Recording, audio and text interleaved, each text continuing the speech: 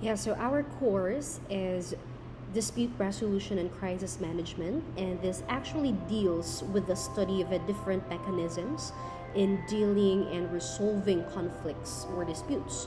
And actually, it includes the art of intervention through mediation and reconciliation between stakeholders. Dispute resolution and crisis management is actually a study involving the understanding, analysis, and applying best strategies in resolving disputes at the elementary stage. So, when we say dispute resolution, it's any process or procedure used to resolve a controversy other than by adjudication of a presiding judge of a court or an officer. While on the other hand, when we say crisis management, it's actually the application of procedures that prevent and mitigate crisis. And we have right here that dispute resolution and crisis management also covers those devoted to trace back the origin of conflicted situations and how it can be measured and prevented in such a way that the promotion of a peaceful resolution is emphasized. So, this basically is a field of inquiry that focuses on investigating the roots of conflicts, gauging their impact, and implementing strategies to avert them, all with a strong emphasis on advocating and achieving nonviolent or peaceful resolutions. And we have here restorative justice. It's actually an approach to justice in which the response to a crime is to organize a meeting between the victim and the offender, sometimes with representatives of the wider community. And the goal for them is to share their experience of what happened, to discuss who was harmed by the crime and how, and to create a consensus for what the offender can do to repair the harm from the offense. So it basically requires that we work to restore those who have been injured under restorative justice. So, comparatively, restorative is a value based approach focused on determining harm resulting from crime, what needs to be done to repair the harm, and who is responsible for repairing the harm, while retributive is an approach focused on determining what law was broken, who broke it, and how they should be punished. So, restorative view crime as an act against another person and the community, and the control lies in the community, where the community facilitates the restorative process, while retributive view crime as an act against the state and a violation of the law. So, transformative justice uses a system approach, and it is a general philosophical strategy for responding to conflicts. It actually takes the principles and practices of restorative justice beyond the criminal justice system. So, transformative justice, it actually seeks to see problems as not only the beginning of a crime, but also the causes of crime, and tries to treat an offense as a transformative relational and educational opportunity for victims, offenders, and all other members of the affected community. Transformative justice, it actually seeks to improve the quality of life for the victim, the offender, and the members of the community. And we have here the dispute resolution system and amicable settlement. The Alternative Dispute Resolution Act of 2004, that is Republic Act 9285, dated April 2nd of 2004. So that is actually a law that institutionalized the use of an alternative dispute resolution system in the Philippines. And that also established the Office of the Alternative Dispute Resolution. On the other hand, we have the Presidential Decree 1508. It is known as the Amicable Settlement Act, and that law actually took effect on December 30 of 1978. And we have right here the concept of conflict. When we say conflict, it's actually a struggle between people. So the struggle may be physical or between conflicting ideas. The word comes from Latin confligere, means to come together for a battle. Conflicts can either be within one person or they can involve several people or groups. And we have this ADR Act of 2004. It came into law for the purpose of promulgating the prescribed procedures and guidelines for its implementation, along with the policy of the state to promote party autonomy in the resolution of disputes or the freedom of the parties to make their own arrangements to resolve their disputes. And this alternative dispute resolution is actually an important means to achieve speedy and impartial justice and to declog the court dockets.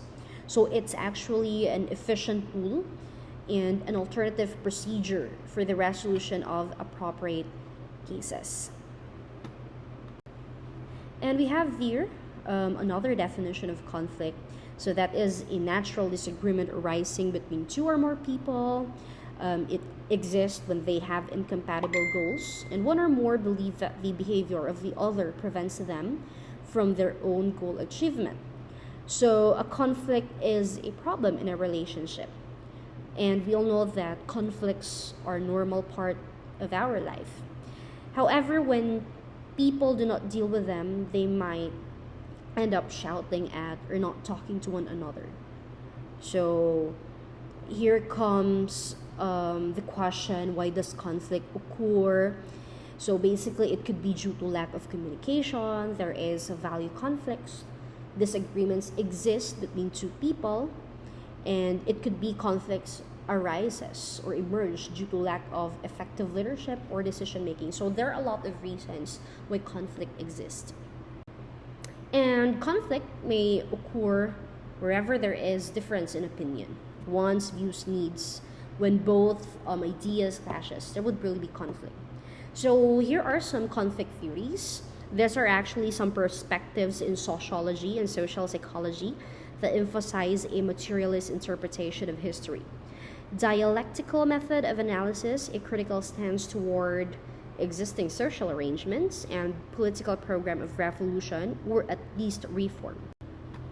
So here, a conflict theory, it also refers to endless conflict between different classes in a society arising out of inequalities and scarcity of resources.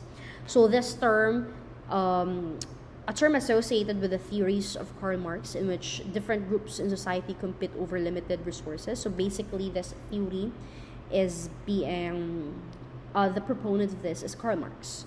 So he actually depicts that there exists a struggle because of limited resources and unlimited utilities of resources that is happening in the community. So further, the never-ending competition for this resources give rise to conflict. And this implies that those who have resources and wealth will protect them. In contrast, those who lack resources will strive to obtain them. So the possessors may even hoard the resources to gain benefit from them. And this gives rise to the concept of rich and poor. So also it explains the ever-going struggle between them. And we have here the conflict theory. So the concept of this theory is that it depicts there exists a struggle because of limited resources and unlimited utilities of resources. So examples that is given right here. Employees want more salary and owner wants to distribute less to retain more. Another example is conflict between employees and owner. So employees want more salary and owner wants to distribute less. And here is another explanation about conflict theory. It is in human nature to have conflict. It is not like conflict is good or bad. Conflict is an unavoidable phenomenon. So there's really competition, revolution, and structural inequality. And under conflict theory, it gives this class conflict wherein we can divide groups into bourgeoisie and proletariat. So bourgeoisie, these are members of society holding maximum wealth, while the proletariat, these are in mass. And we have here Karl Marx. He is a philosopher, social theorist, and economist, and the father of the social conflict theory. And we have here the Marxism. So the theories drawn from conflict theory of Karl Marx is most commonly associated with Marxism. So Marxism, it's a social, political, and economic philosophy named after Karl Marx.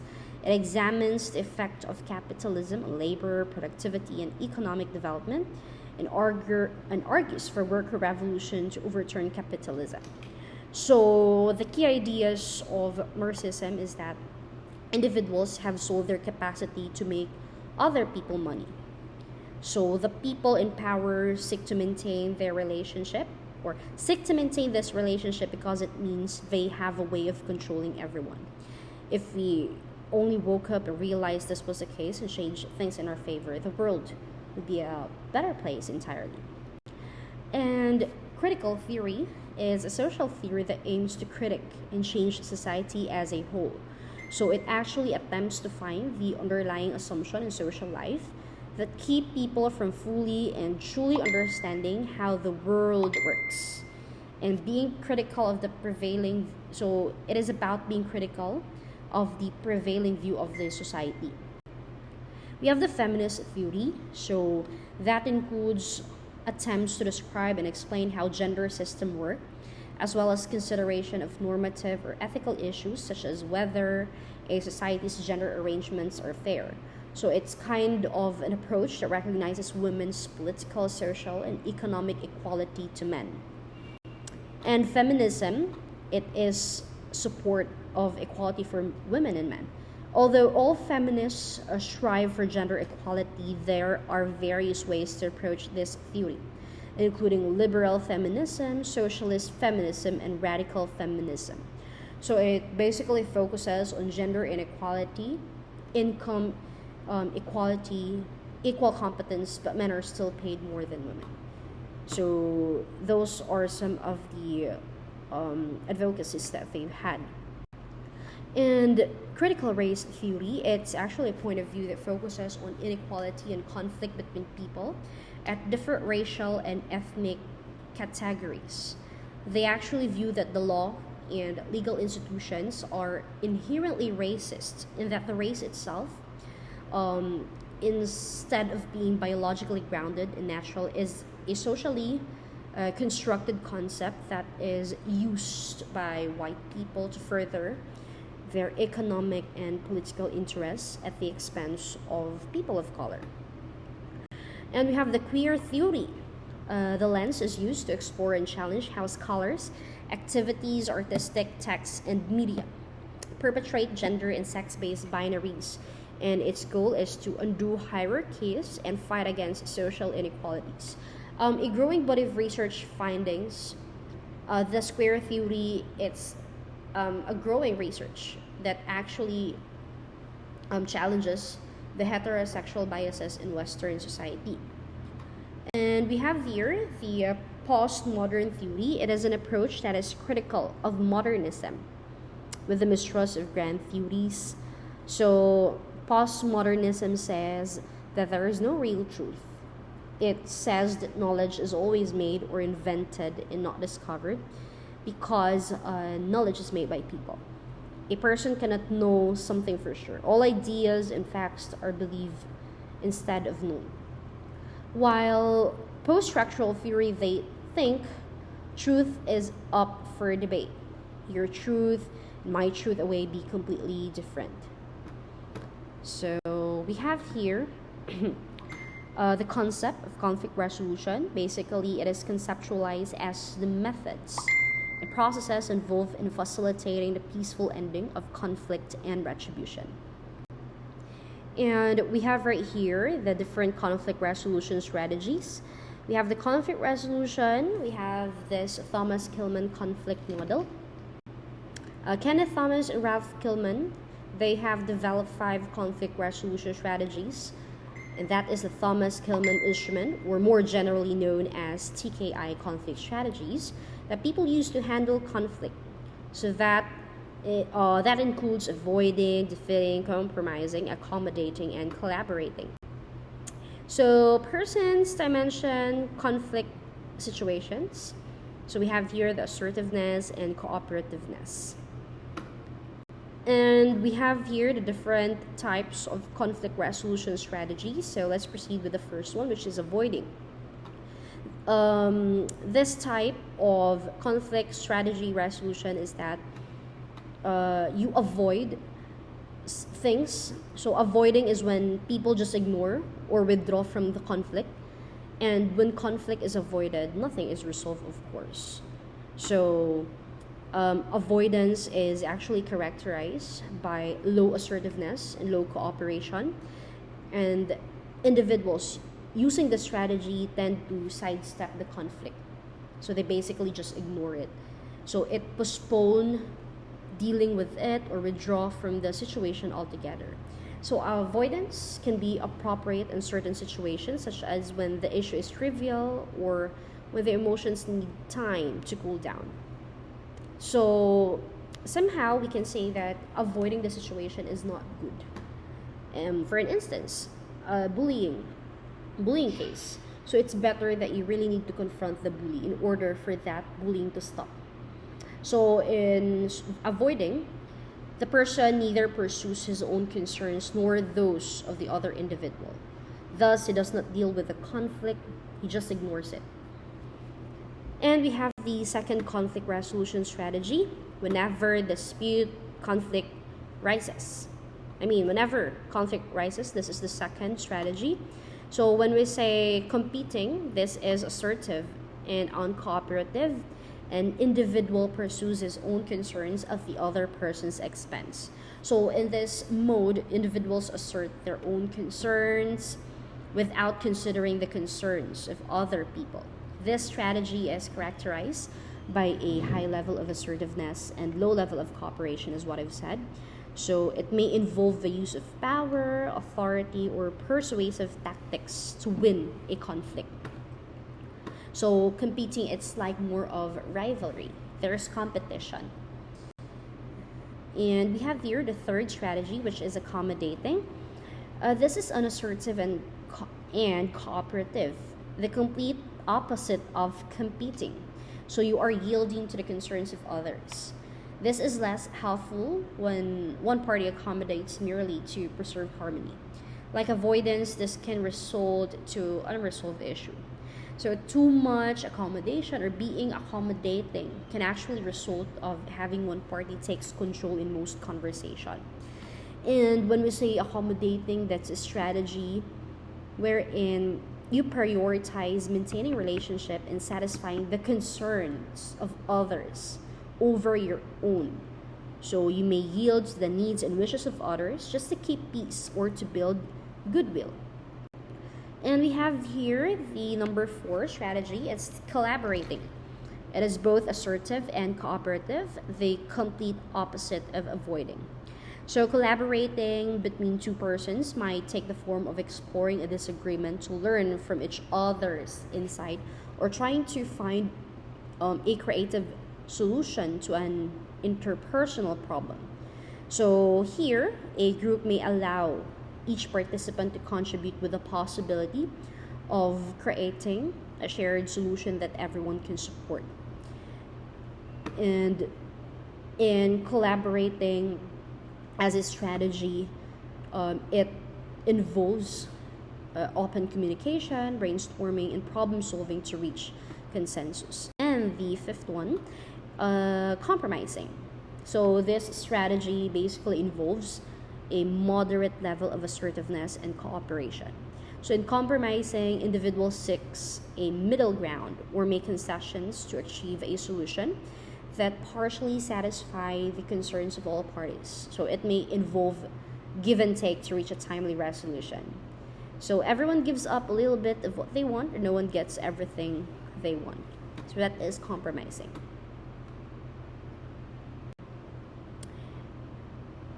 And we have right here the alternative dispute resolution system in the Philippines. We have the RA 9285 or the ADR Act of 2004. So the state shall encourage and actively promote the use of ADR as an important means to achieve speedy and impartial justice and declog court dockets. So these are the terms to ponder. And these terms, you will just see this in the definition of terms under the Act. So when we say alternative dispute resolution, that is a means to achieve speedy and impartial justice to the clogged court dockets. So this is the main purpose why the ADR Act is being passed. And we have right here some terms to ponder. We have the ADR provider. So it refers to institutions or persons accredited as mediators, conciliators, arbitrators, neutral evaluators, or any person exercising similar function in any ADR system. And what is an ADR system? So ADR system, it means any process or procedure used to resolve a dispute or controversy other than by adjudication of a presiding judge of a court or an officer of a government agency. So ADR actually increases court efficiency. We all know that court dockets right now are bursting and there are limited judges and they have an increasing workloads. And with ADR system, we can have this is less costly and it's less risky than trial. Because sometimes judge will decide the case in trial, which could result to unintended outcome. And we all know that trial is open to public, so that might some secrets might be exposed and can cause embarrassment on the part of the victim or the offender. So the ADR helps to preserve their reputation. That's why many judges now issue court orders requiring parties to engage in some form of ADR before allowing a case to proceed to trial. And we have different types of ADR, arbitration and mediation. These two are totally different things because when we say arbitration, it is voluntary dispute resolution process in which one or more arbitrators appointed in accordance with the agreement of the parties or these rules resolve a dispute by rendering an award. So arbitration, it's more structured. It's much like a trial.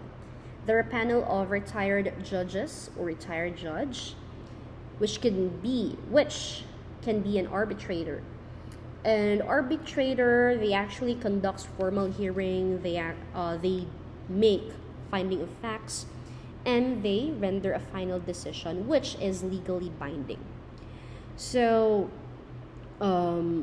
arbitration, it is actually conducted in private forum, and the parties cannot appeal the arbitrator's decision.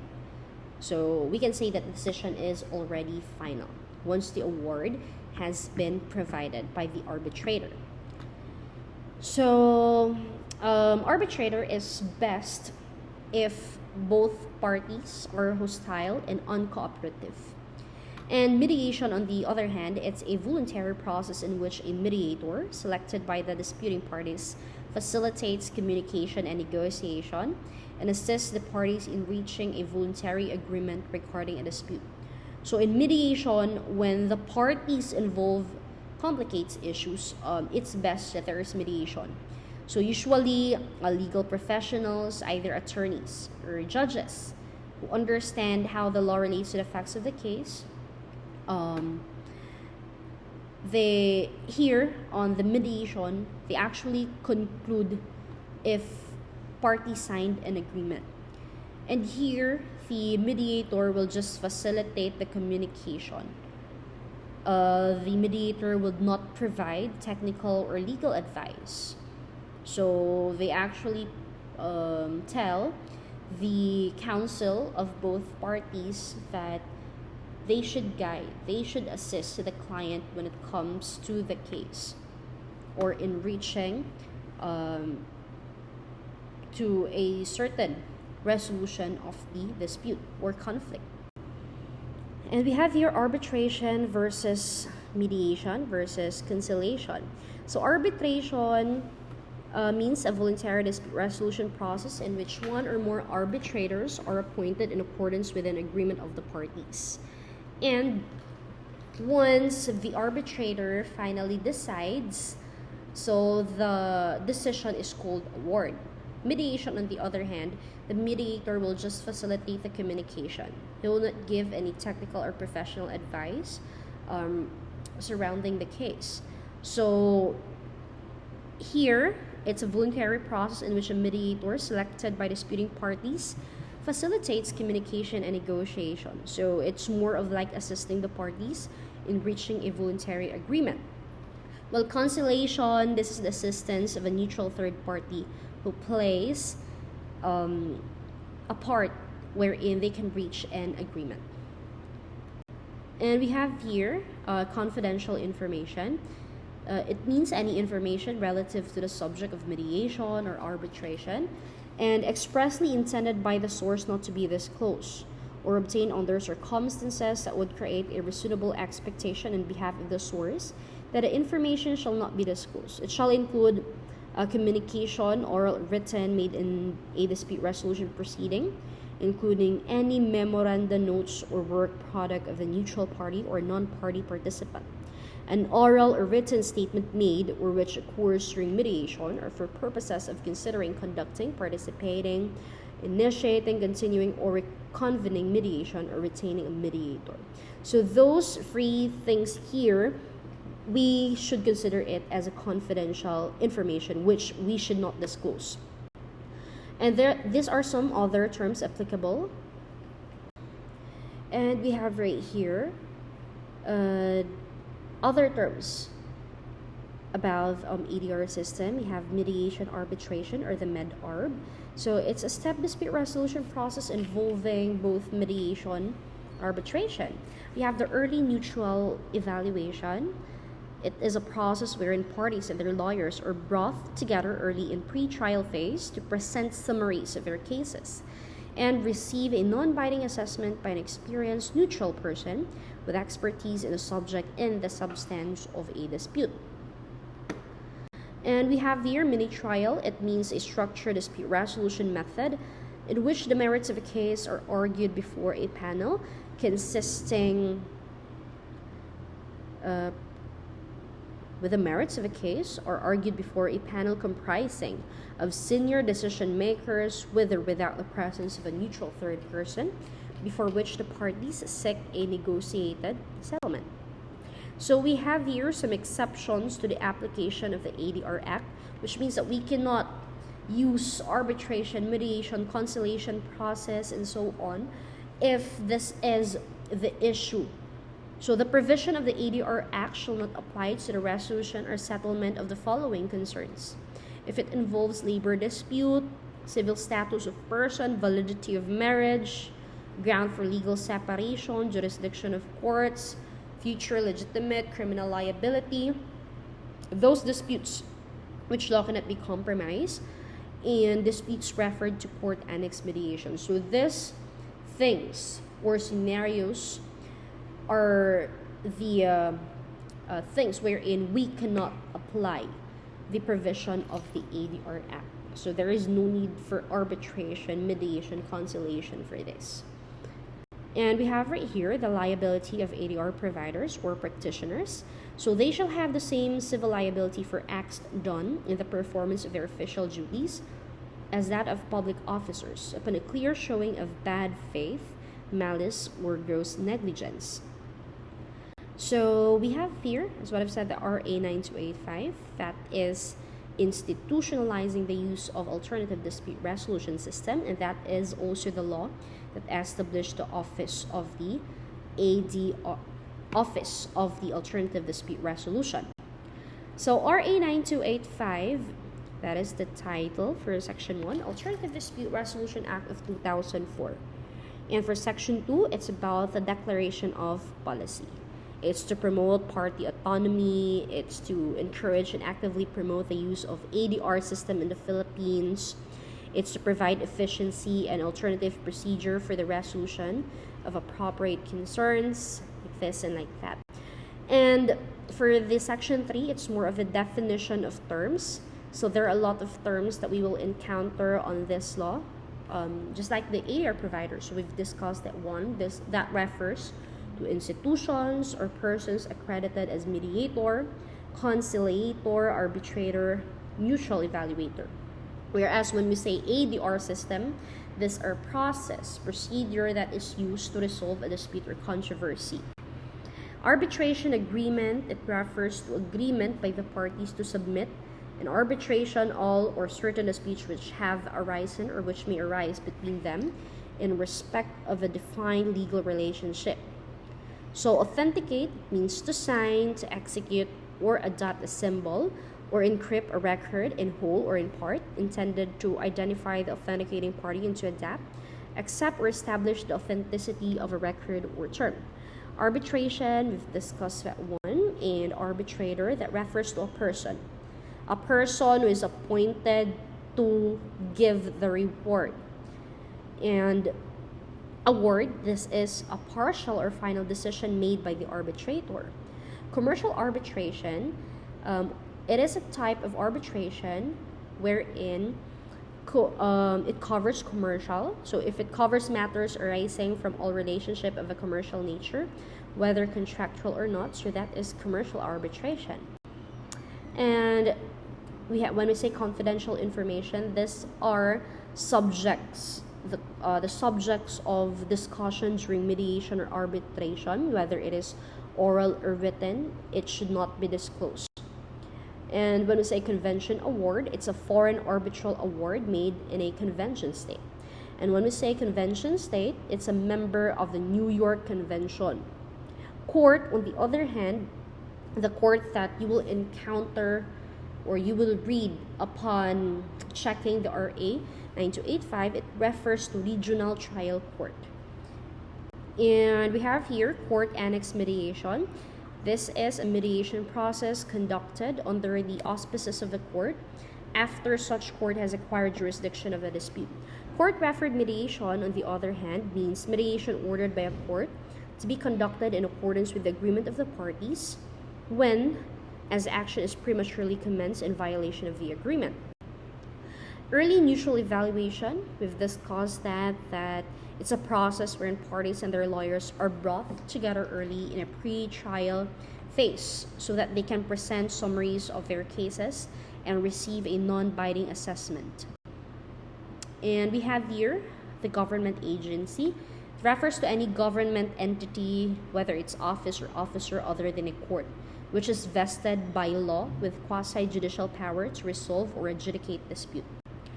And when we say mediation party, it refers to person who participates in a mediation. Med-arb, that's a step dispute resolution process involving both mediation and arbitration.